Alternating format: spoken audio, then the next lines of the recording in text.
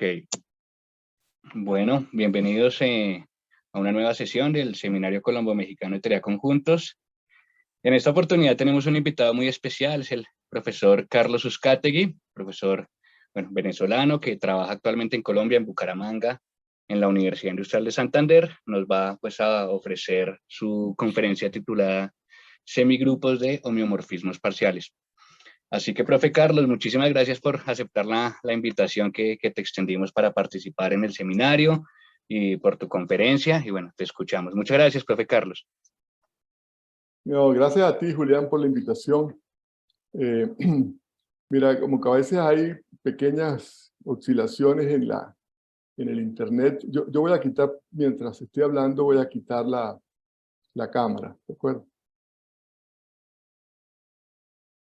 Bueno, yo voy a hablar de semigrupos polacos y en especial la segunda parte de unos semigrupos que se llaman de homeomorfismos parciales. Entonces, el plan de la charla, primero voy a hablar algo general sobre semigrupos inversos y después un tipo especial de semigrupos que se llaman de homeomorfismo parcial. Bueno, un semigrupo es un conjunto con una operación asociativa y si la operación es continua, uno dice que el semigrupo es topológico. Y los ejemplos que vamos a tener en mente, que son importantes, son semigrupos de transformaciones, que serían todas las funciones de un conjunto en sí mismo con la composición y usando la topología producto, colocando en X la topología discreta. Ese es un semigrupo topológico. Y si tenemos ahora un espacio topológico, por ejemplo, el intervalo 0,1, un espacio compacto, miramos las continuas, de él en sí mismo, de nuevo con la composición, y colocamos la topología uniforme, también es un ejemplo de un semigrupo topológico. Y estos semigrupos son importantes por un teorema de representación muy general, que dice que todo semigrupo que tiene identidad se puede ver como un subsemigrupo de este grupo de transformaciones. Ahora, hasta donde yo sé, no se han estudiado representaciones donde el semigrupo es topológico. Y creo que esta pregunta, muy natural para nosotros,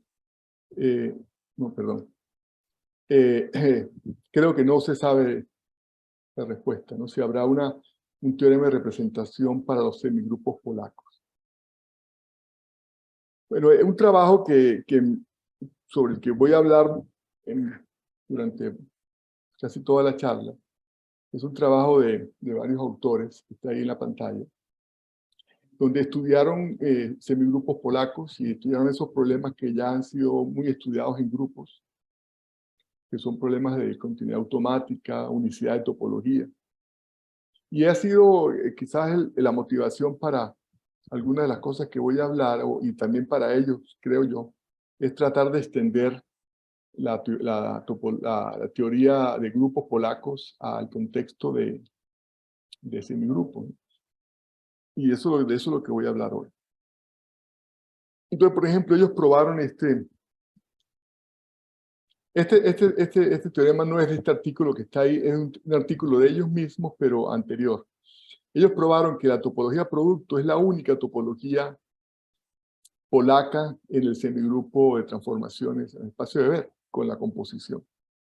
Yo no voy a hablar mucho sobre las pruebas de estos teoremas, pero estos teoremas pasan por hacer uso del hecho conocido que lo mismo vale para el grupo simétrico.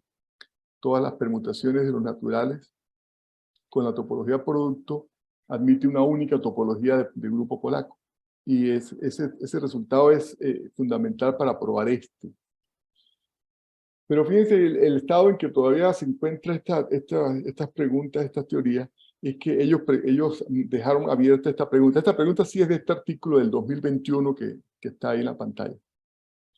Si todo semigrupo polaco numerable es topológicamente isomorfo a un subsemigrupo del espacio de Weber. Eso hasta donde Yo sé, esa pregunta no ha sido respondida. Entonces uno ve que todavía faltan muchas cosas por hacer y quizás cosas muy básicas. Y yo lo que voy a hablar son cosas realmente, relativamente sencillas y básicas sobre estas estructuras, ¿no? Bueno, pero para acercarnos más a los grupos, porque la idea es generalizar un poco lo que se conoce sobre grupos polacos, hay que imponer un poco más de estructura en los semigrupos, y estos son los semigrupos inversos. Son semigrupos donde existe, para todo elemento del semigrupo hay otro que se va a denotar S a la menos 1, que cumple unas ecuaciones que cumplirían si fuese un grupo. Entonces es una forma débil de inverso. Y son esas dos ecuaciones que están ahí en la pantalla. Estas dos. Entonces, si uno tiene un semigrupo topológico y que es semigrupo inverso que satisface esas ecuaciones, uno también le va a pedir que la función que envía a un elemento a su inverso es continua, ¿no?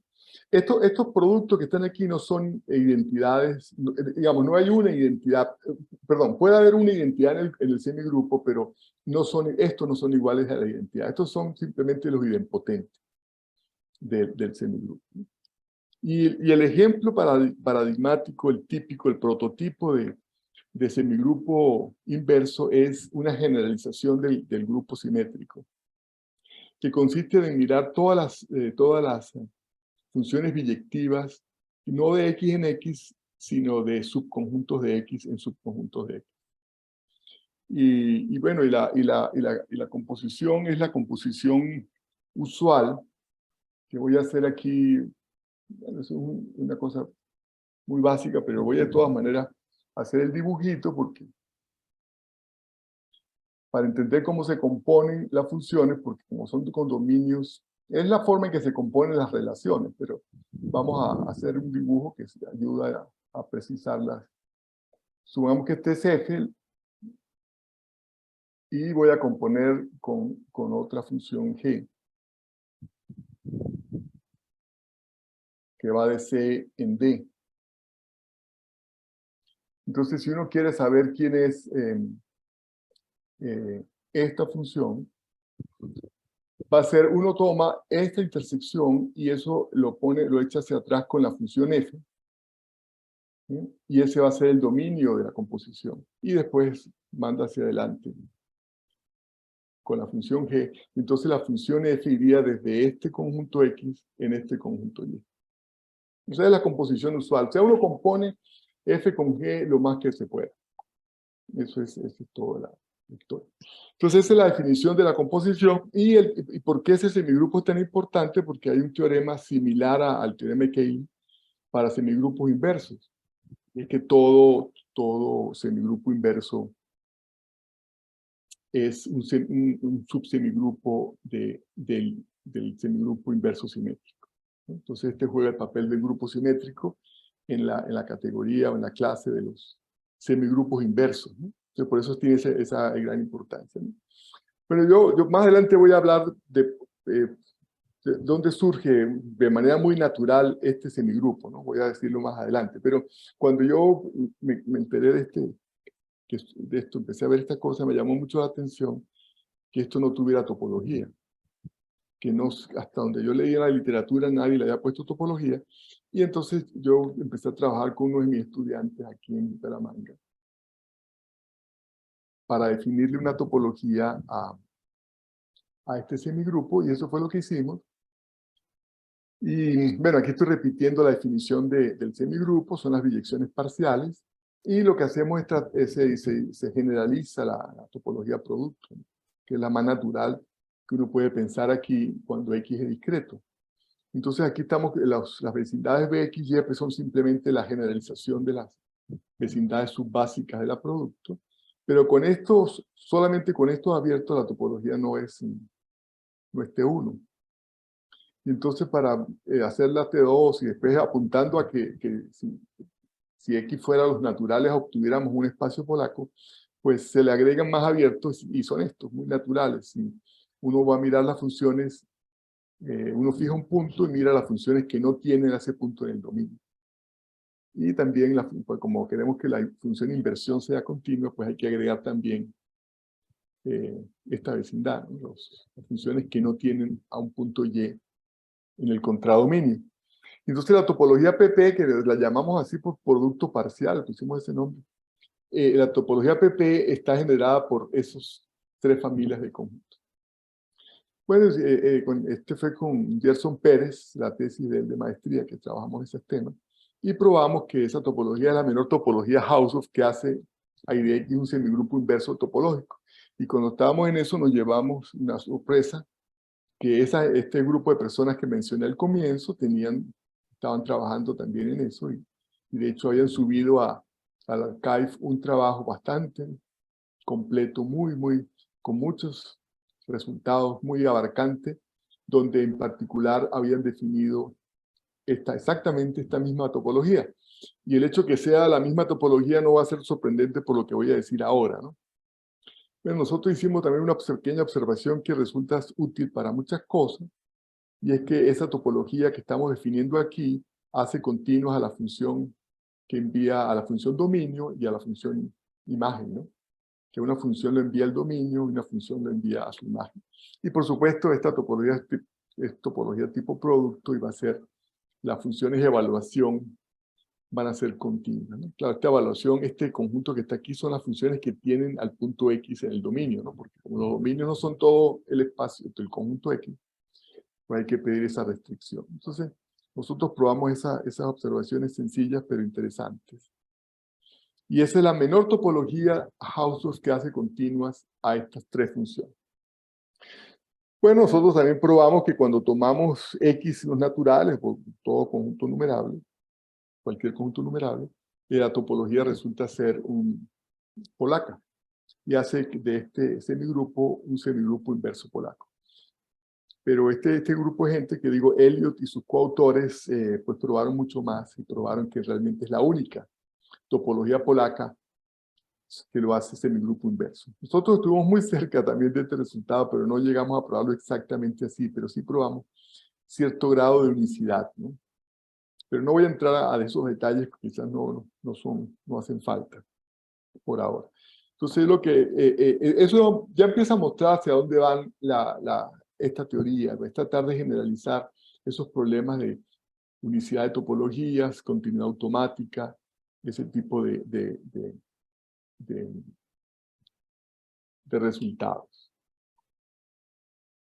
Bueno, entonces ellos probaron además también en ese trabajo que cuando uno tiene unicidad de topologías, generalmente eso está muy ligado a continuidad automática. Eso significa que este semigrupo, cualquier homomorfismo del semigrupo en un semigrupo inverso topológico que sea separable, va a ser automáticamente continuo. O sea, hay continuidad continuidad automática respecto a la clase de semigrupos inversos topológicos separados. Entonces eso, con esos resultados, pues ya uno empieza a entusiasmarse más con el tema. Y dijimos, bueno, en los grupos polacos, la continuidad automática, hay una cierta continuidad automática que vale para todos los grupos polacos. Y que se deduce de un teorema que se debe a Pettis. Entonces, eso fue una pregunta que nos hicimos, si valdrá un teorema análogo a Pettis en ese contexto. Entonces voy a recordar lo que dice el teorema de Pettis.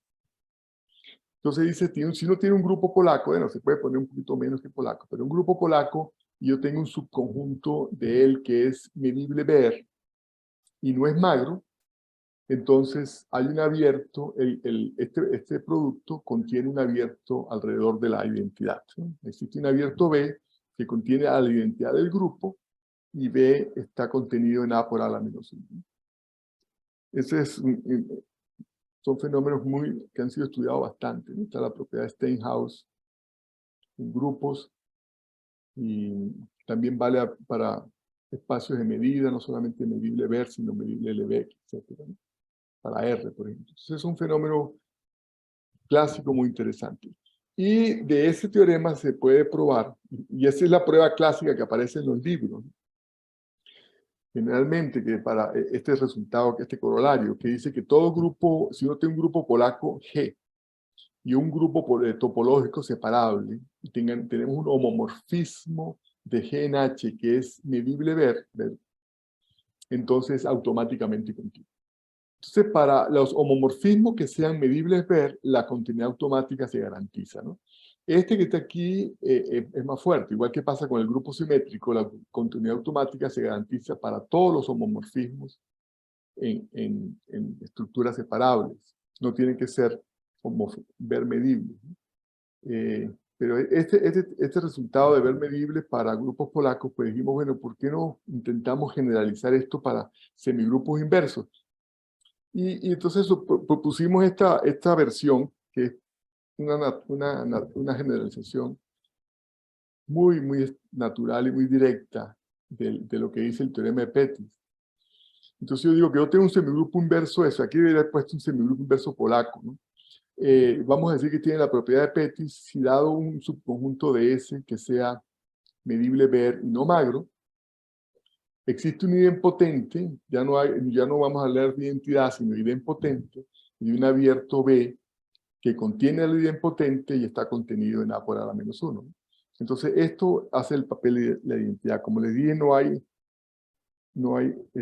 grupo, es solamente semigrupo inverso. Entonces, lo que tenemos son los idempotentes, y los idempotentes son todos de esta forma. O sea, los idempotentes de un semigrupo inverso son exactamente los elementos de este tipo. Entonces, eso es lo que estamos preguntando.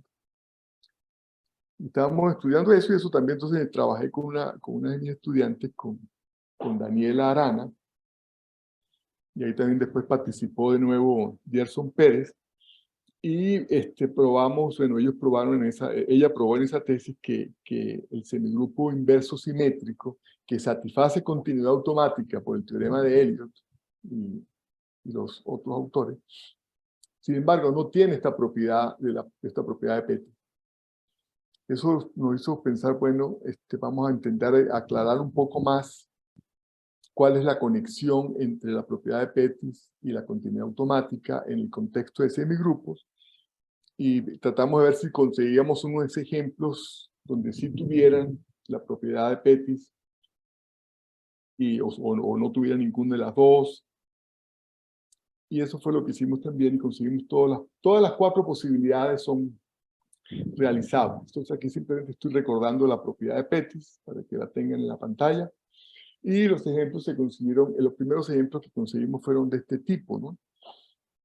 Es decir, uno toma una partición de los naturales en pedazos infinitos y mira los simétricos, los grupos simétricos en cada pedazo, los une y le agrega esta es la función vacío.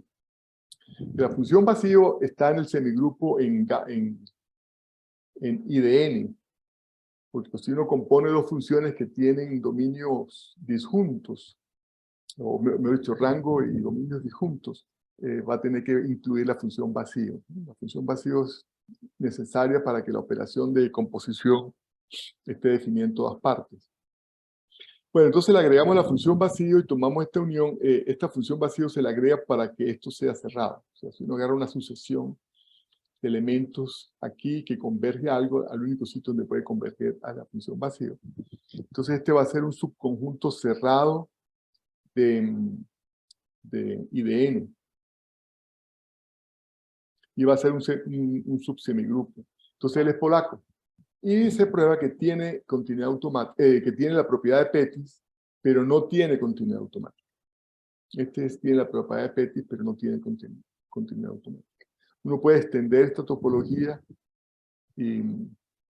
a una topología polaca. O sea,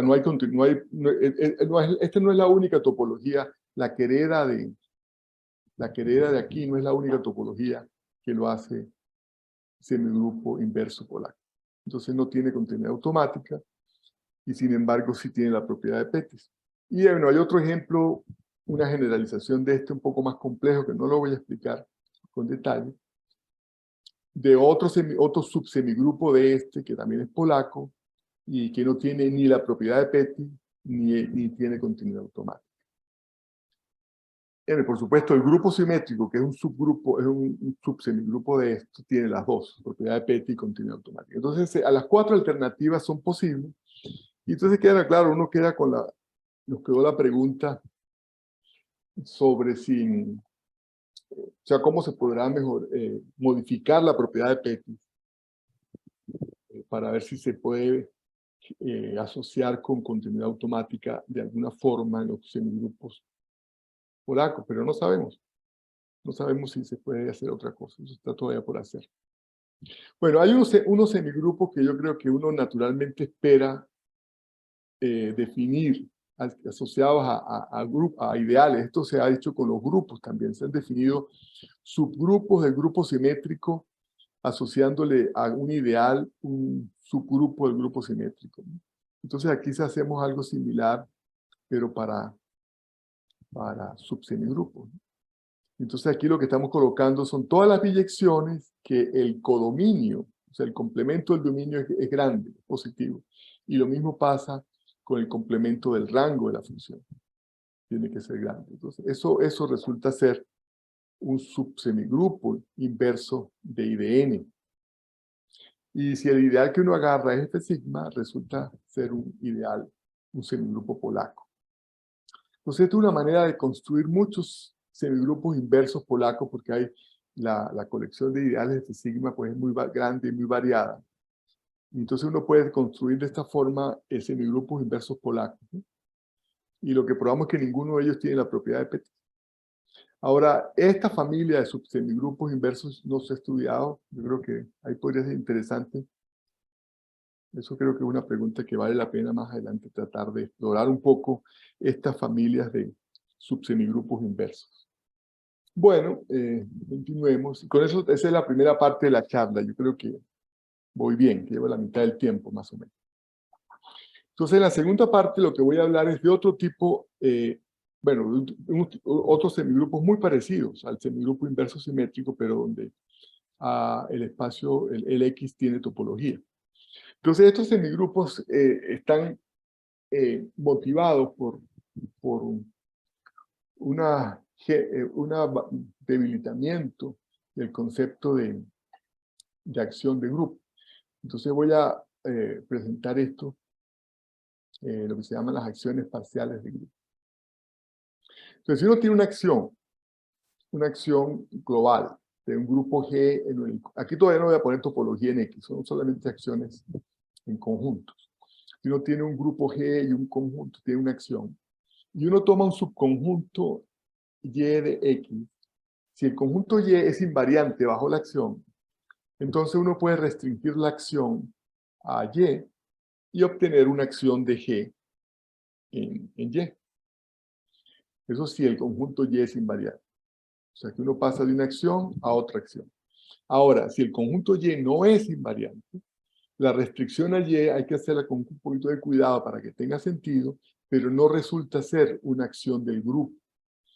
Y lo que aparece es un concepto más general, o bueno, un concepto diferente que lo introdujo Rui Excel, un matemático muy conocido brasileño, en el año 94, ligado con álgebras estrellas y análisis funcional, y bueno, otras cosas que yo no conozco en realidad. Él introdujo este concepto de las acciones parciales, ¿no? Y la introdujo de manera, ahorita la vamos a ver de manera no, de manera abstracta, ¿no?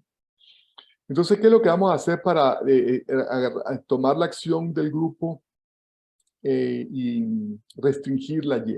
Entonces, lo que vamos a hacer es, vamos a asociarle, voy a saltarme un momentico esto y voy para acá. Yo lo que quiero ahora, así como las acciones globales, que debí de haber puesto esto en la lámina, la acción global se puede pensar como una función, como un homomorfismo de grupo entre G y el simétrico de X. Las acciones parciales van a ser no un homomorfismo, es un concepto más débil, entre el grupo G y el semigrupo inverso simétrico. Es decir, a los elementos del grupo lo que le tengo que asociar no son permutaciones de Y, sino biyecciones entre subconjuntos de Y. Y los subconjuntos de Y, que van a ser el dominio de esta función MG, son muy naturales. Yo agarro un elemento del grupo y yo digo, bueno, yo quiero ver a quién le puedo aplicar ese elemento, a qué elementos X se le puede aplicar? Pues se les va a poder aplicar a aquellos tales que la imagen de X siga viviendo en Y, para que la acción parcial esté dentro del conjunto Y. Y ese va a ser el dominio. Lo que estaba comentando es como, voy a tratar de motivar el semigrupo de transformaciones parciales y también de motivar hasta cierto punto, sí, de nuevo para motivar el semigrupo inverso simétrico. Y es con las acciones parciales del grupo. Pues yo tengo una acción global de un grupo en un conjunto y tomo un subconjunto Y que no es invariante. Entonces la acción de esa acción no se puede digamos, de manera directa, no se puede restringir a Y. Pero sí se puede hacer lo siguiente: uno toma a cada elemento del grupo, se le asocia a un subconjunto, que son los elementos de Y, a donde la G se puede aplicar porque el resultado de su acción cae todavía en el conjunto Y. Y con eso definimos una biyección entre dos subconjuntos de Y, este YG y ZG. Y eso entonces lo que está dando es una función que va del grupo en el semigrupo inverso simétrico. Y eso es lo que se conoce como una acción parcial. Y esas acciones parciales se pueden caracterizar algebraicamente con estas dos ecuaciones. Esta ecuación pues es natural, que respete las inversas. Acuérdense que de este lado también tenemos inversas, ¿no? Pero aquí esto me dice que no es un homomorfismo de grupos o de semigrupos. Si se ve esto como el semigrupo, no es lo que se llama un premorfismo. La composición de M y H es una restricción de la imagen de G por H. Vamos a decir que en G por H vamos a decir lo que hay como más información que lo que hay aquí. Al hacer esta composición, uno lo que recobra es solamente un pedazo de esta función. Entonces esa es la definición, digamos, abstracta, algebraica, de las acciones parciales. Entonces eso muestra el papel del semigrupo inverso simétrico. Hace el papel del grupo simétrico para las acciones parciales. Por eso es tan importante, ¿no? Y bueno, aquí ahorita creo que viene aquí. Ah, bueno, entonces estas preguntas son dos preguntas muy que ya han sido respondidas, pero que son las que generaron esta teoría. Si todas las acciones parciales, o sea, si yo las defino de esta manera, puedo mostrar que son producto de una acción global. Y la respuesta es sí. Voy a hablar de eso un poquito, si el tiempo lo permite, hablaré un poquito de eso. Si uno tiene una función m de g en y de y que cumple estas dos ecuaciones, existe un conjunto X y una acción global tal que esta m se puede obtener de esta manera. Eso es lo que se llama la globalización de la acción parcial. Y la respuesta es sí. Y la otra pregunta que también es natural es ¿qué pasa si ponemos topología? Si ponemos que el grupo sea topológico y el espacio sea topológico, entonces ¿cómo interactúan aquí las topologías? Y esa fue la pregunta que más me interesó, porque lo que aparece de este lado es lo que voy a ver en la próxima lámina. Entonces ahora voy a comenzar con acciones parciales continuas. Aquí lo que estoy revisando, volviendo a poner las definiciones en la pantalla para que las tengan presentes. Esto es una acción continua ahora. Y ahora lo que apareció porque esto aparece en la literatura así es que la estudian, no se han estudiado otras hasta donde yo sé. Se van a hacer restricciones a conjuntos abiertos. Entonces, si uno agarra que el conjunto Y es abierto y hacemos lo que hicimos hace ratos, los conjuntos YG y ZG resultan abiertos. Porque es la primagen, esto es la primagen de Y. Entonces, las funciones, estas parciales, van a ser funciones entre abiertos. Y no solamente entre abiertos, sino van a ser homeomorfismos. Entonces, este es el semigrupo que se le asocia naturalmente a una acción parcial continua, a la restricción de una acción parcial continua a un conjunto abierto. Ya van a ser biyecciones parciales, pero no arbitrarias. Van a ser homeomorfismos y sus dominios y el conjunto de llegada, el rango, tienen que ser conjuntos abiertos. Entonces, este es el semigrupo de homeomorfismo parcial del que quería hablarles. Entonces, este es un subsemigrupo de esta cosa. Entonces, cuando hicimos esto, empezamos a leer de esto y conocer un poco de este tema, pues la pregunta era muy, muy obvia. ¿Por qué no se le ha puesto topología aquí? ¿Por qué no se le ha puesto topología aquí para hacer lo mismo que se hace con las acciones de grupo? Que recuerden que si el grupo es topológico y va a parar acá, él va a parar es a los homeomorfismos de X. Y bajo condiciones muy naturales, por ejemplo, X compacto, algo así, pues estas funciones van a ser continuas cuando uno coloca aquí la compacta abierta, por ejemplo. Si X es métrico, pues la topología uniforme, ¿no? Y eso no estaba hecho en la literatura y dijimos, bueno, vamos a pensar ese problema y eso fue lo que hicimos este año. Este año fue, no, comenzamos el año pasado y este año fue que lo pudimos hacer. Entonces, de eso es lo que voy a hablar ahorita. Vamos a ver cómo estamos de tiempo. Vamos a yo voy bastante rapidito, pero esto son cosas muy sencillas.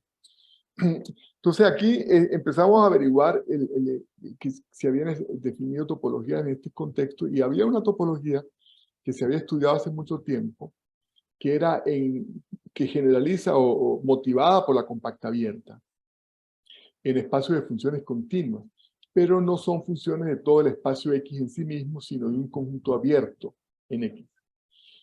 Eso se llama las funciones con dominio abierto y habían propuesto, se habían estudiado, por supuesto, lo más natural, la compacta abierta allí, ¿no?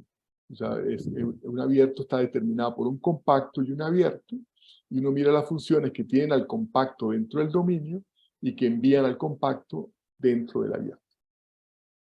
Bueno, esta topología pues se llamó compacta abierta, generada por los compactos y los abiertos. Esa topología es T0, pero no es T1. Eso fue estudiado hace mucho tiempo, en 1980. Probaron que cuando X es localmente compacto Hausdorff, que es el contexto natural para estudiar la compacta abierta, esto es un semigrupo topológico. Y como a nosotros nos interesaba trabajar en gamma de X, o sea, cuando las funciones no son solamente continuas, sino son homeomorfismos entre abiertos, pues era conveniente agregarles estos para hacer que la función inversión sea continua, ¿no? O sea, ponerle -1 aquí a todo esto, ¿no? A esto que está aquí. Me da la imagen de este conjunto bajo la función inversión. Y bueno, con eso se obtiene una topología que lo hace un semigrupo inverso topológico, ¿no? Agregando a estos abiertos, gamma de X se convierte en un semigrupo inverso topológico. Pero esa topología no es T1 siquiera, ¿no? Entonces nos dimos a la tarea de extenderla hasta hacerla Hausdorff y tuvimos que usar esta idea que esto resultó muy interesante. Pero ahorita vengo para acá, pero la idea es la siguiente, ¿no? Es igual que hicimos en el caso de I de X, del semigrupo inverso, mirar las funciones dominio. Pero en lugar de enviar a la F al dominio, lo enviamos al complemento para que sea un cerrado. Y lo mismo F va al complemento del rango para que sea un cerrado. Para trabajar entonces en el espacio de los cerrados de X, que son espacios que se han estudiado muchísimo, ¿no? Son los hiperespacios. Y de una topología que resultó ser la adecuada para acá, aun cuando X sea compacto, no trabajará aquí con, bueno, el caso localmente compacto, perdón, no trabajará aquí con Vietoris, sino con una topología un poco más pequeña, que es la topología de Feld. Que tienen, estos son los abiertos recuerdos, los abiertos de la hiperespacio, ¿no? Yo fijo un abierto B del espacio base de X y miro todos los cerrados contenidos en él. Eso va a ser un abierto subbásico de la topología de Feld. Y ahora miro todos los cerrados que tocan al abierto. Y para esto se va a tocar, los abiertos que vamos a tocar son los B+, donde W es un abierto con complemento compacto. Esto recuerda un poco lo de la compactificación de Alexandrov, ¿no? Y los B- sí son todos los B- para B abierto cualquiera, ¿no? Resulta que esa topología, con esos abiertos básicos, hace que el espacio, el hiperespacio de los cerrados sea compacto, Hausdorff. Y entonces la idea fue extender la topología que teníamos de tal manera que ahora estas dos funciones sean continuas, ¿no? O sea, como una topología débil, la menor topología que extiende a la compacta abierta y que hace que estas dos funciones sean continuas. Bueno, el teorema es que con esa topología no se pierde que sea semigrupo inverso. Nosotros sabíamos que con la topología CO, la topología compacta abierta, esto era un semigrupo inverso topológico, pero no era Hausdorff. Entonces, agregando estas condiciones, no se pierde eso y se sigue y se tiene un semigrupo inverso topológico Hausdorff. Ok. Bueno, ¿y esto qué tiene que ver con el problema original? El problema original, recuerden que era que yo tenía una acción de un grupo, agarramos la acción y la restringíamos a un abierto, construíamos una acción parcial de esta manera, y la pregunta que para que generalizar lo que se hace con la acción del grupo, que esto lo he escrito ya como 3 veces, pero no importa, es que cuando uno tiene una acción continua y pone aquí la compacta abierta, la función ese homomorfismo de grupos resulta ser continuo, ¿no? Cuando X es un compacto. Aquí ponemos la compacta abierta.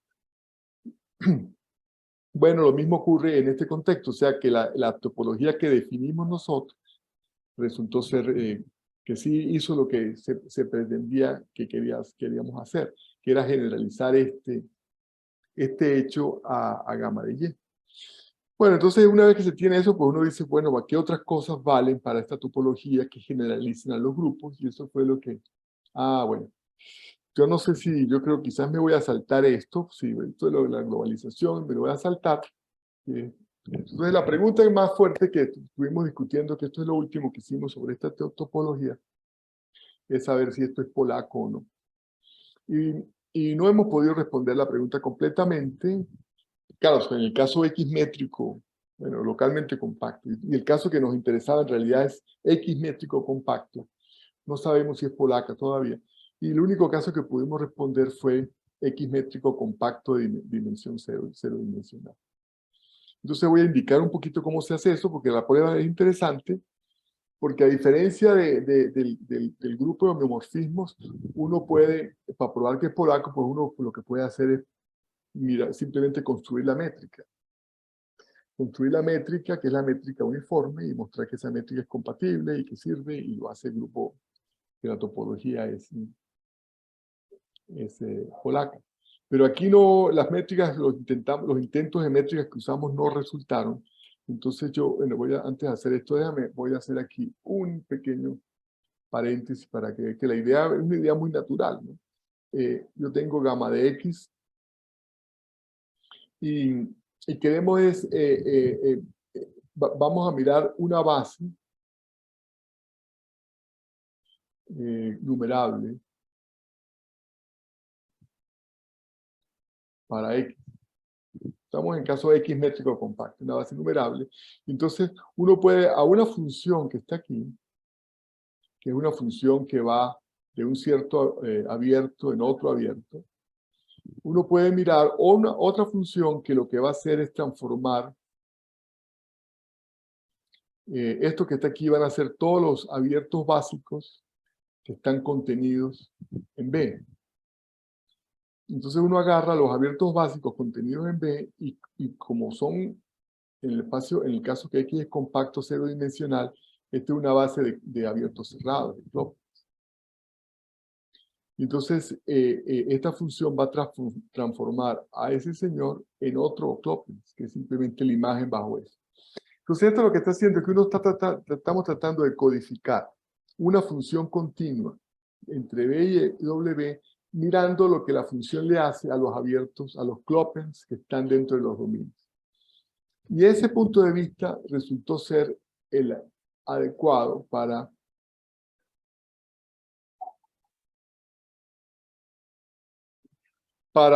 mostrar que en este contexto esta topología es... Me voy a poner el enunciado y ahorita explico los símbolos. Entonces la idea es la siguiente: agarramos una base numerable de conjuntos abiertos cerrados y vamos a mirar S de B, y vamos a mirar I de B. I de B es lo mismo que I de N porque B es numerable. O sea que esto que está aquí, este semigrupo inverso, es el semigrupo inverso I de N, el semigrupo inverso polaco. Entonces lo que vamos a hacer es mostrar que gamma de X es un subsemigrupo polaco de este. es homeomorfo a un subsemigrupo de ese. Este es lo que vamos a hacer, o sea, un subsemigrupo de este. Y la idea es codificar las funciones continuas con funciones que van entre subconjuntos de la base en subconjuntos de la base. La base es un retículo. Aquí no lo puse, pero aquí se presupuso que era cerrado bajo uniones finitas e intersecciones finitas. Entonces la base en realidad es un retículo y lo que estamos mirando son funciones que preservan el retículo, ¿no? Por eso los llamamos, los isomorfismos de B van a ser todas las funciones que preservan la inclusión, o sea, el orden del retículo. Y tomamos los dominios de las funciones que vamos a mirar, porque son funciones parciales, isomorfismos parciales, van a ser como subretículos de B que sean además hereditarios, ¿no? Cerrados bajo uniones e intersecciones finitas, y si un U está en L, y cualquier otro clopen contenido en U, también está en L, ¿no? Hereditario en el sentido de la contención. Entonces, uno lo que va a mirar entonces van a ser el isomorfismos parciales entre subretículos de B. Eso es lo que está compuesto aquí. Son isomorfismos del retículo, viendo la base como un retículo, cuyos dominios, y el dominio y el contradominio son también retículos, y además grandes, son hereditarios. Bueno, resultó ser que ese señor es un subsemigrupo inverso polaco, y que gamma de X es topológicamente isomorfo. Y el topológicamente isomorfo es esto que dije aquí, o sea, la función que envía a una función de gamma de X, o sea, una función que va de B en W, un homeomorfismo parcial. Lo convertimos ahora en un isomorfismo entre subretículos de Kloppen de la manera más natural, como está escrito aquí. Pues después un poco de cuentas, la idea es muy natural, pero requiere bastantes cuentas, pero todos bastante sencillas, mostrar que eso es topológicamente isomorfo a esto. Y por lo tanto, gamma de X es polaco. O sea, aquí cuando digo topológicamente, por supuesto, aquí estamos colocando la topología HCO. ¿Ok? Vamos a ver qué viene ahora aquí. Si el caso en general. Pero entonces yo quiero decir algo aquí. Y es que ese teorema, hay un teorema clásico también que dice que si yo tengo X compacto, cerodimensional, métrico,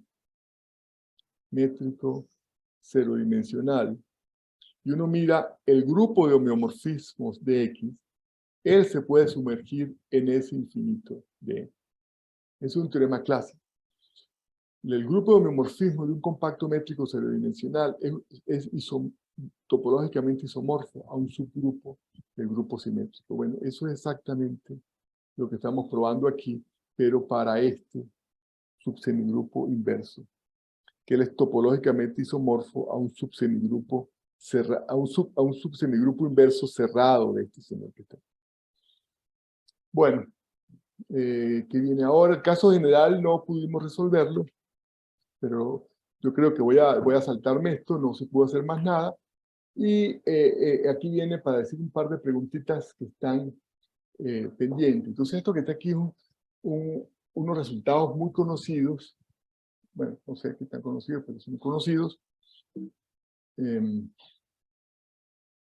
Este es un teorema que caracteriza los semigrupos, los subgrupos cerrados del grupo simétrico. Este es un teorema de Becker y Kekris, y voy a escribirlo completo. Entonces dice que un grupo es isomorfo a un subgrupo cerrado del simétrico si solo si admite, él es polaco y admite una base formada por subgrupos abiertos, si la identidad admite una base formada por subgrupos abiertos. Y la tercera es que G es isomorfo a los automorfismos, perdón, de una estructura numerable. Después, este quizás no es tan conocido para los monoides topológicos, o sea, semigrupos con identidad. En el año 2017 salió este artículo donde ellos prueban algo muy parecido.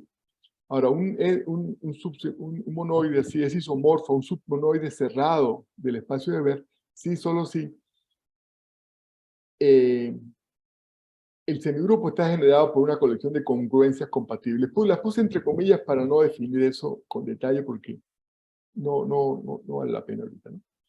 Y la tercera es el equivalente a la otra, pero ahora es isomorfo a todos los endomorfismos de M&M, o sea, todos los homomorfismos de estructura enumerable de M&M. No tienen que ser biyecciones, ¿no?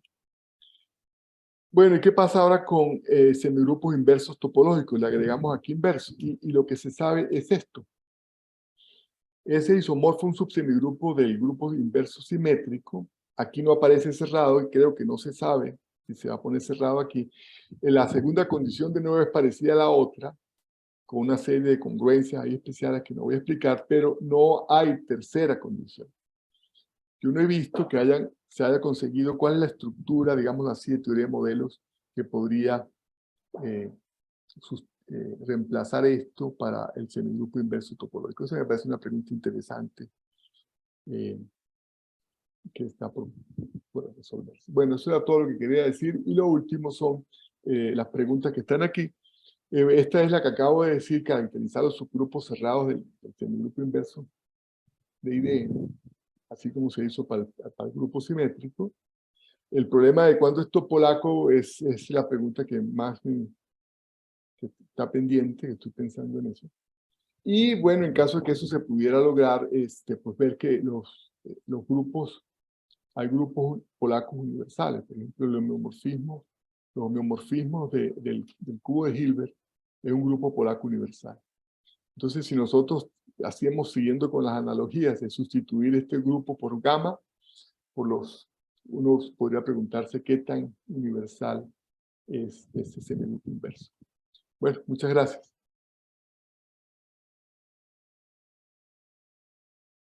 Muchas gracias, Carlos, por tu plática, por tu participación. Y bueno, pues no sé si alguno de los participantes tenga alguna duda, alguna pregunta para nuestro expositor.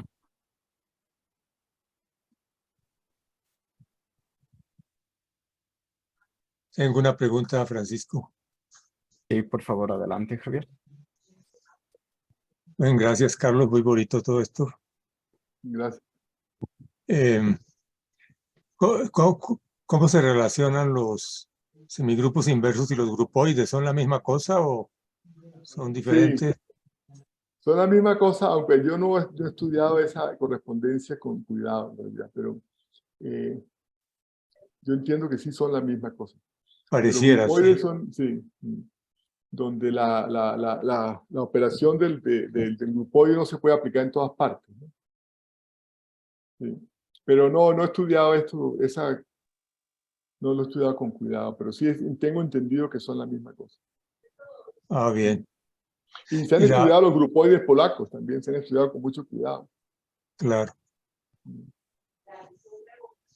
Y otra pregunta, bueno, esto no es una pregunta, sino un comentario sobre el último teorema al cual le falta la tercera equivalente, ¿no?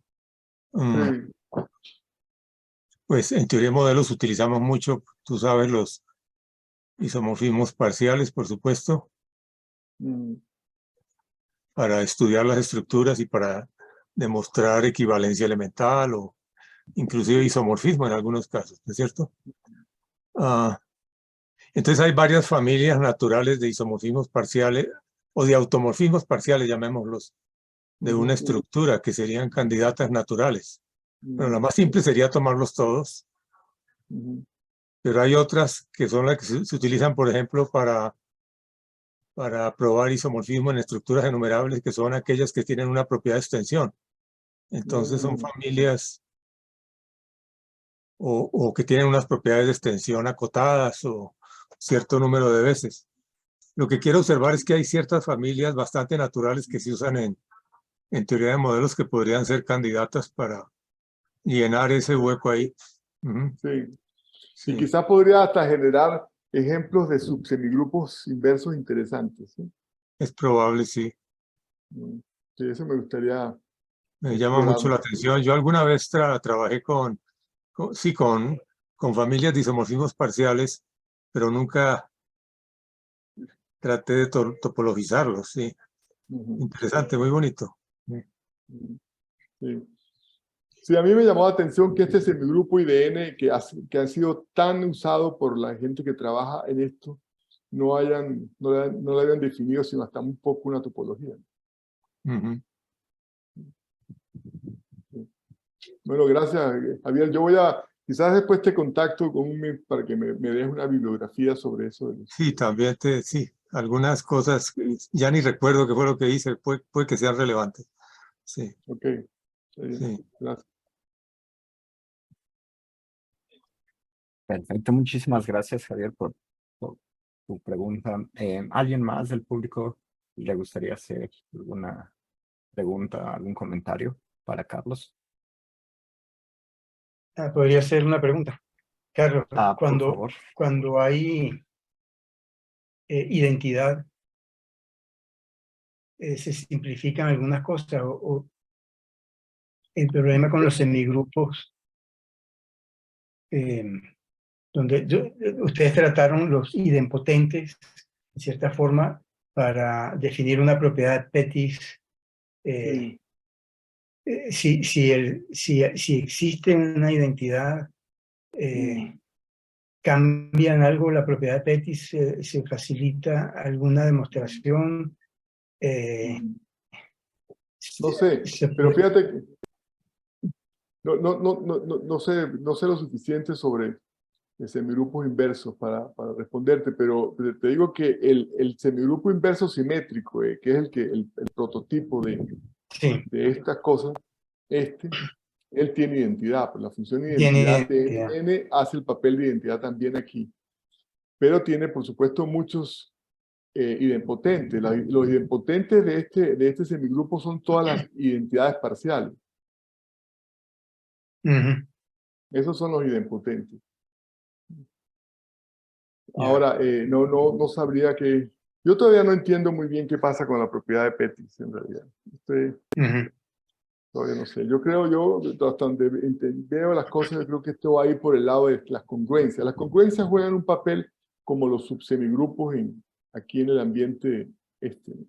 Entonces yo creo que quizás hay que buscar estudiar una propiedad de Pettis, pero que esté expresada en propiedades de congruencia. Pero eso está todavía un poco difuso. Por hacerse. Sí. Bien, gracias. Gracias, Carlos.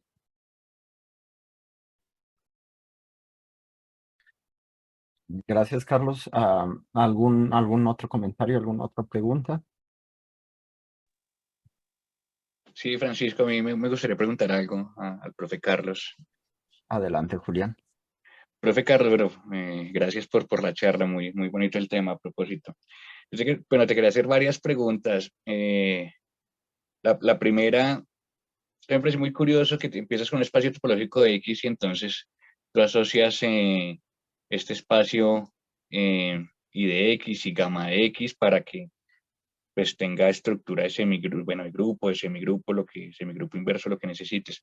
Mi pregunta es entonces si esto también tiene comportamiento funtorial, si tienes espacio XY, función continua entre ellos, y aplicas el gamma al espacio X y al espacio Y, pues podrías entonces definir una función continua que también sea miomorfismo, o sea que si esto tiene comportamiento funtorial. Bueno, la función entre X y Y debe ser abierta, quizás para que preserve no solamente continua, sino abierta para que preserve los dominios, que tienen que ser dominios abiertos. Pero sí, hay una serie de preguntas muy naturales que quizás ya se conocen en el ambiente de semigrupos que yo no, porque tengo realmente poca experiencia, ¿no? Pero sí, yo sí quisiera responder esa pregunta, porque esa pudiera ser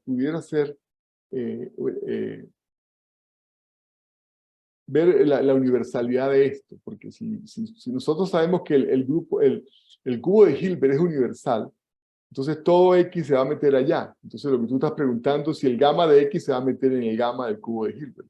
O sea, se preserva de manera funtorial. Eso es natural. Yo lo pensé la pregunta, pero no he hecho más detalles al respecto. Pero sí, es muy natural tu pregunta, Julio. Ok, gracias. Ven, y otra pregunta.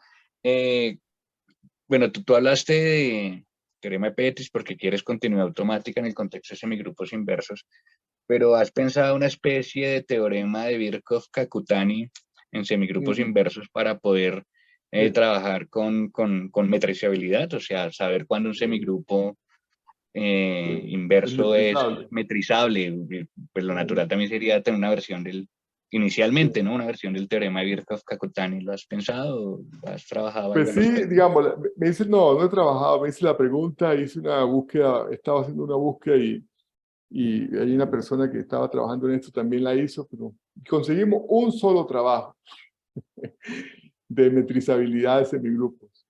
Y no vi mucha relevancia con lo que estábamos haciendo. Pero sí, me parece muy natural.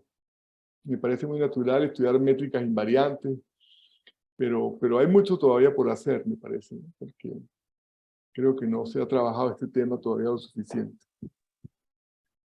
Sí, pero me Bueno, vale, parece profe Carlos, también muy natural tu pregunta, Julián. Vale, gracias, Carlos. No, pues, gracias a ustedes. Gracias, Julián. ¿Alguna pregunta más? ¿Alguna participación más?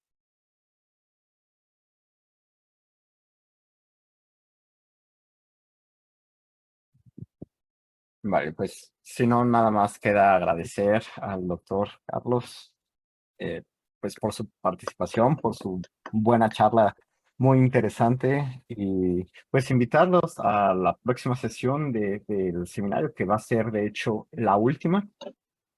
Vamos a tener como invitado al doctor Georg Brender y pues vamos a cerrar este bonito semestre de seminario. Entonces, pues acá los esperamos y muchísimas gracias por haber asistido. Carlos, de nuevo, muchísimas gracias por tu por la plática, muy invitación. interesante. Gracias, Carlos, por la charla.